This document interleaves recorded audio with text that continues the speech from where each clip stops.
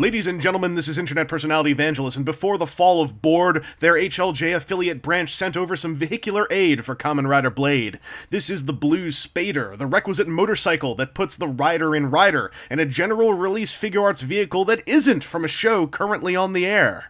This rendition of Kenzaki's rider machine takes a liberty or two with the design, mostly for the sake of dynamic stylization. Specifically, the translucent blue spade above the headlights is slightly taller and way more pointy, looking cooler than the short, blunt thing that we saw in real life.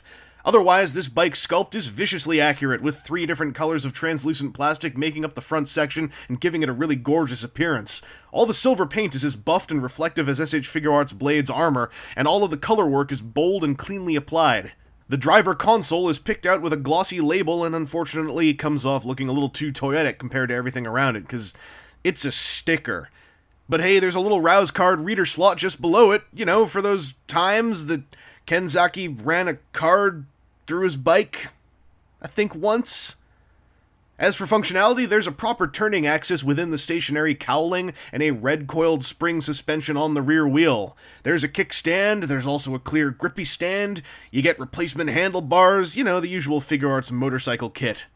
With Kenzaki seated atop it, the Blue Spader's proportions seem pretty spot on, not looking too tiny or too huge. You did it, Blue Spader! You look like a bike when being ridden by your bike rider! SH Figuarts rider machines have become a pretty common thing, often fairly static and predictable, often coming in at a $40 plus price point that's just high enough to make the purchase feel like an obligation more than an enhancement. And the Blue Spader kind of fits the profile. It doesn't phone anything in and definitely goes an extra couple of miles with its use of translucent plastics and generally delicious silver paint.